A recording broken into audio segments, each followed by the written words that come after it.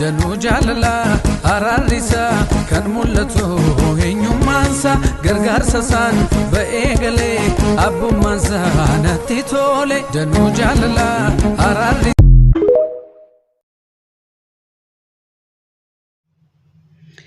nagaan siniif haa baay'atu kabajamoo jaallatamoo obboloota koo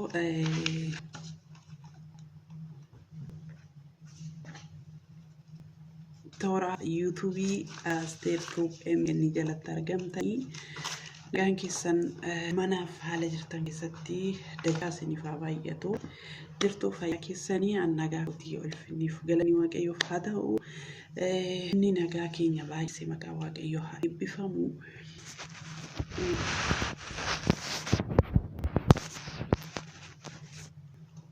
jirtu qorre kun maal fakkaata biti hin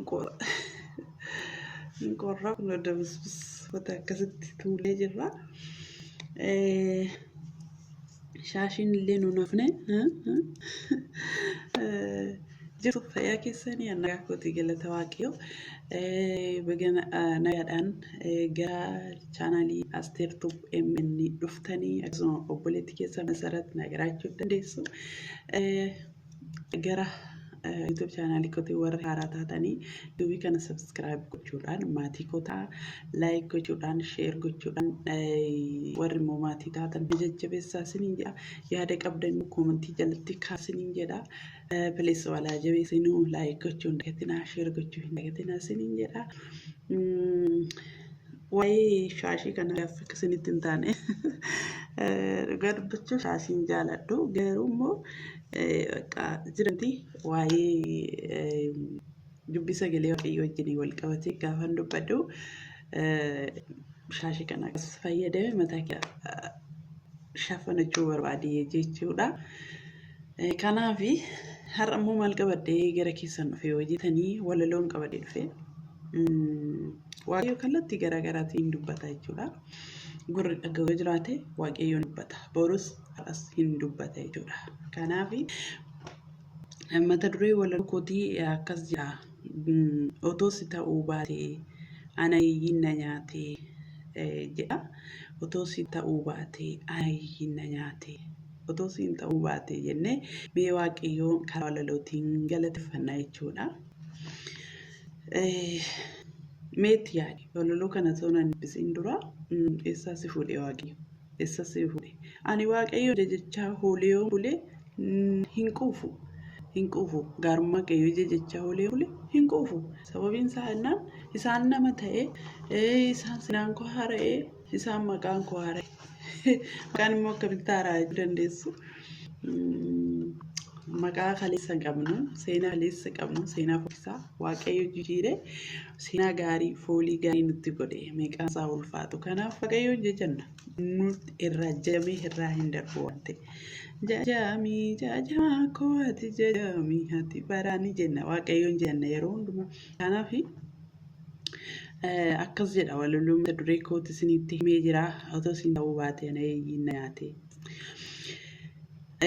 Otoo siin ta'uu baatee ana hiyyiin na nyaatee otoo siin ta'uu baatee ana hiyyiin na nyaatee si tarkaa na baafatee diina kiyyoo naa kaayee si tarkaa na baafatee diina boolla naaf qotee si tarkaa na baafatee diina boolla naaf qotee ulfaadhu galata kee maalimeen fixaree bara koosii of kennee kooluu kee jala lixaa ulfaadhu yaa waaqayyoo kee maalimeen kan fixaa bara koosiif of kennee bobaa kee jala lixaa bara koosiif of kennee bobaa kee jala lixaa otoo siin ta'uu baatee gatamee tan afaayyuu otoo siin ta'uu baatee gatamee tan afaayyuu galatoomi waaqayyoo situ na baase fafaa otoo si ta'uu baatee angatamee tan afaa galatoomi waaqayyoo situ na baase fafaa galatoomi waaqayyoo situ na baase fafaa. Dukkana koo ibsitee seenaa koo kan jijjiire dukkana koo ibsitee seenaa koo kan jijjiire Iyesuus simitiire dukkana koo ibsitee seenaa koo kan jijjiire Iyesuus simitiire. Siquufuu diddee kunoo lubbuu koo si jajattii. Siquufuu diddee kunoo lubbuu koo si jajattii. Kan akka kee yoomillee eessumaatii argattii. Siquufuu diddee kunoo lubbuun koo si jajattii. Kan akka keeti silaa eessumaatii argattii. Siinaan bilisa bahee jiraadhee nama ta'ee. Siinaan bilisa bahee jiraadhee nama ta'ee. Ani callisoo olmaa kee nan dubbadha anis amman danda'ee jiraadhee nama ta'ee siinan nama ta'ee hin callisu anis olmaa kee nan dubbadha kunoo amman danda'ee an siinan nama ta'ee.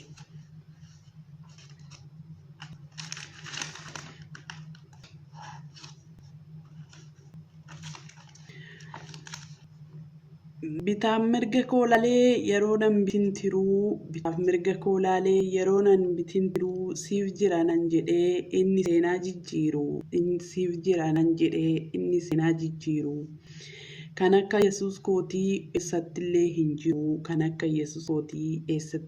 jiru. Ani abdii kutadhee imimmaan koo lolaasee siif jira naan jedhee oddoon kufee na kaasee. Ani abdii kutadhee imimmaan koo lolaasee siif jira naan jedhee oddoon kufee na kaasee. Kan akka Waaqayyo koo jiraaree mee achi bahee ofis haa mul'isu. Kan akka Waaqayyo koo jiraaree achi bahee of haa mul'isu. Kan gatamaaf wallaalaa fuudhee dubbisu. Kan mul'isu. Kan akka Waaqayyo koo jiraaree achi bahee of haa mul'isu. Kan gatamaaf wallaalaa fuudhee guddisu. Kan gatamaaf wallaalaa fuudhee dubbisu. Kan gatamaaf wallaalaa fuudhee guddisu.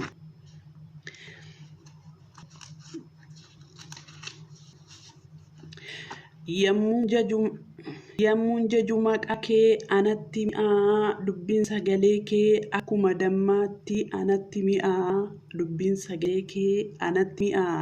Yemmuu jaju maqaa kee anatti mi'aa akkuma dammaatti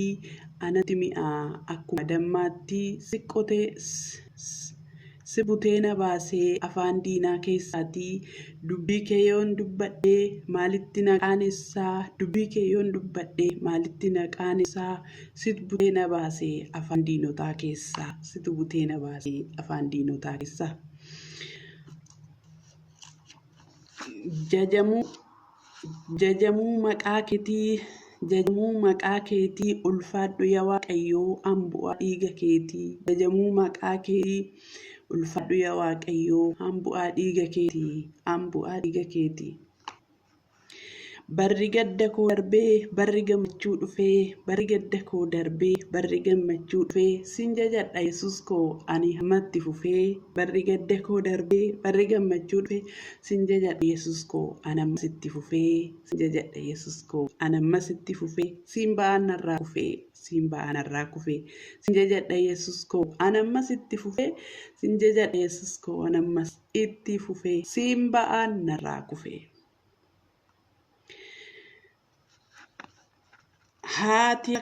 Haadha moo abbaadha jedhuu eenyuun si madaaluu. Kan akka keetii jiraaree kan hafuura koo caalaa anaan natti haanuu. Haadha moo abbaadha jedhuu eenyuun si madaaluu. Kan akka Yesuus jiraaree kan hafuura koo caalaa anaan natti haanuu. Iddoo miidhama koo kan goree naa laaluu. Haadhaa fi abbaa koo hundumaarrayyuu kan akka Yesuus kun jiru hundaa kan na caalu. Hafuura koo caala inni kan natti aanu. Maqaan kee bara baraan ol jedhee olaanu. Itti fufaa walaluun koo hin xumuru gaarummaansaa hin xumuru gaarummaa na harkaan dhumu jajamee maqaansaa na harkaan dhumu jajamee maqaasaa waamee hidhaan koo hiikkate maqaasaa waamnaan imimmaan koo hoore maqaasaa waamnaan ba'aan narraa bu'e maqaasaa waamnaan yeelloon narraa ka'e maqaasaa waamnaan dukkanaanas ba'e maqaasaa waamnaan dukkanaanas ba'e maaloon isa jajee iddoon jiru ka'e maaloon isa jajee iddoon jiru ka'e isaan nama ta'e. Walloo koo asumarratti xumuraa walaloo koo asumarrattan xumuraa yaada yoo qabaattan komantii jalatti naaf kaa'aa adaraa keessanii ani walaloo kana kan isinii dhiyeesse obboleettii keessanii gorsaa na deebisaa dogoggoree egaa kallattii garaagaraatiin waaqayyoo hin jajamaa hin galateeffamaa hin walaleeffamaa kallattii garaagaraatiin holma waaqayyoo dubbanna maaliif yoo jettan nuni gaafa namichi hidha hiikkate suni gaafa hidha hiikkate sana taa'uu dee namichi kun eessaa bahee eessaa dhufee jedhanii gaafa isa gaafatanii Phexros fa'aa Yohaannis fa'aa homaa hin kennineef birri tokko hin kennineef maqaa Yesuus Kiristoos qofaan itti waamanii maqaa Yesuus Kiristoos hin fayyani. Dubartittiin waggaa dhiigni ishii lol'ee mana hundumaa deemtee dadhabdee garuu maqaa Yesuusiin shaashura wayaa Yesuus gaafa tuqxu dubartittiin sun dhiigni ishii qaxii irraa dhaabbate jedha sagalee waaqayyoo. Kanaaf obboloota keenya wanti dubartittiin sun immoo nuti si tuqe gaafa jedhanii warri kaan isheen garuu maal jedhe lakkisi miti jedhe humni na keessaa jira jedhe namni humna na keessaa baafate jira jedhe humni na keessaa ba'eera humni fayyisuu na keessaa ba'eera jedhe haaleluyyaa humna fayyisuu waaqayyo keessaa amantiin baafatu eegumsa waan qabaniif hin seenaa obboloota keenya qarshii waan qabaniif hin seenaa amantiin amma gumaa sanaaf ija yoo isin keessa jiraate tulluu kanaan ol ba'e galaana keessa bu'i yoo jettan isiniif ta'a amantiitu hidhaa kuta amantiitu nama fayyisa maqaan itti amananii fayyan maqaa Yesuus Kiristoos malee hin jiru. Kanaaf jennaan dubartittiin sun gaafa dhaqxe shaashura wayaa Yesuus hin tuqxu waggaa 12 dhiigni ishii kan lola'e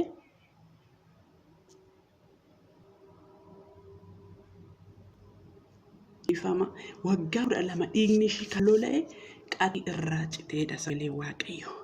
Dubartiin sunis immoo fayyitee taa'uu hin dandeenye fuula waaqayyoo duratti dhuftee kuftee galateeffatte. Kanaaf warri waaqayyoon fayyan namoonni tokko akka maaluma ishii dhibe amma namoonni akkas naan jechuu danda'u. Maaluma ishii dhibe golormaa kana keessa golomaadhaan keessa teessee maaluma dubbatti garuu biyyatti galtee dubbattu haala mijee haali boru iftaan waaqayyo toon hin jajatin maafan waaqayyo sana fayyise hin jajadhaan yeroo miti toon jedhi kun yeroo miti toon jedhi dubbicha wangeelaa lallabe irratti gortus beekidha Phexros